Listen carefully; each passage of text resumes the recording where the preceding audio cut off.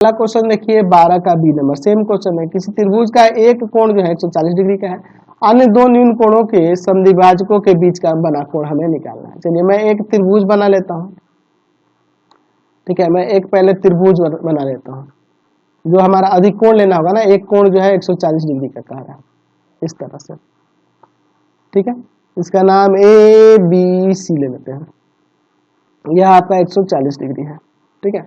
हम लोग मान लेते हैं यहाँ पर दिया है त्रिभुज ए बी सी में, त्रिभुज ए बी सी में एंगल बी जो है आपके पास 140 डिग्री है। अच्छा, एक काम करते हैं, एंगल ए का समद्विभाजक ओ ए और एंगल सी का समद्विभाजक ओ सी ले लेते हैं, ठीक है। ओ ए और ओ सी यहाँ पे मान लेते हैं। ओ ए तथा ओ सी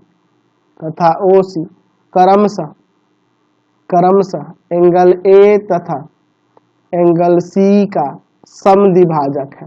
पिछले क्वेश्चन की तरह ही है, समद्विभाजक है। तो ज्ञात करना है, क्या ज्ञात करना है? तो ज्ञात करना है, क्या ज्ञात करना है जी? तो हमें निकालना है एंगल ए ओ सी का मान क्या होगा। चलिए इसका हल देखते हैं। बहुत ही सिंपल सा क्वेश्चन है, बड़े आसानी से बन जाएगा।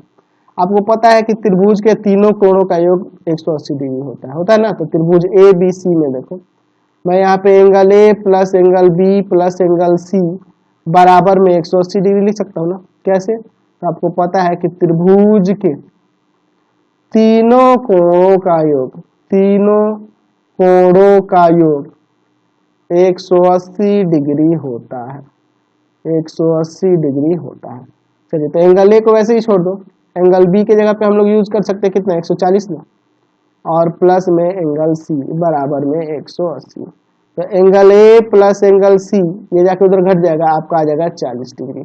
अब दोनों तरफ 1/2 से गुना करेंगे ना, लिखेंगे दोनों तरफ 1/2 से गुणा करने पर तो हो जाएगा 1/2 एंगल ए, 1/2 एंगल सी और 1/2 इंटू 40। चलिए इसको काट देंगे 20 बार में। तो यहाँ देखो, हम लोग एंगल ए के हाफ की बात करें तो यह भी हो जाएगा, यह भी हो जाएगा, और एंगल सी का आधा यह भी हो जाएगा, क्योंकि ये समद्विभाजक है। तो चलिए, तो एंगल ए का आधा मैं लिख देता हूँ एंगल ओ ए सी, क्योंकि इसकी जरूरत है, और एंगल सी का आधा एंगल ओ सी ए बराबर में 20 डिग्री हो जाएगा।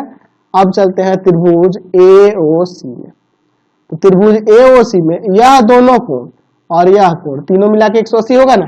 चलिए तो ले लेते हैं angle A O C plus angle O A C और प्लस एंगल ओ सी ए बराबर में 180 डिग्री। यहाँ चाह रहा था मैं लिखने के लिए, यहाँ पे लिख देना चाहिए था ऊपर की ओ ए तथा ओ सी क्रमशः, जैसे पिछले क्वेश्चन लिखे थे, एंगल ए तथा एंगल सी का समद्विभाजक है। ये लिखना जरूरी है, समद्विभाजक है, ठीक है।